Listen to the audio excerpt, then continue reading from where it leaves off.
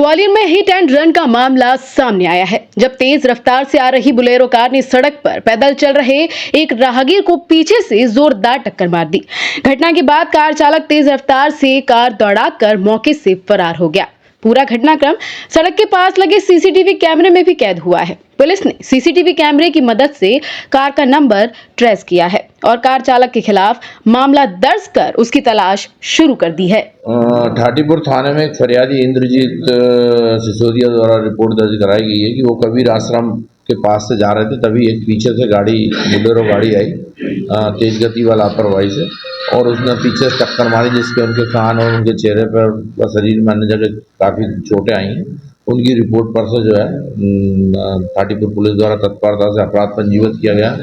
प्रकरण में घटनास्थल के सीसीटीवी फुटेज भी मिले, जिनको प्रकरण की विवेचना में शामिल किया गया और बुलेरो का नंबर के आधार पर आरोपी को तलाश कर आरोपी गिरफ्तार कर वैधानिक कार्रवाई की।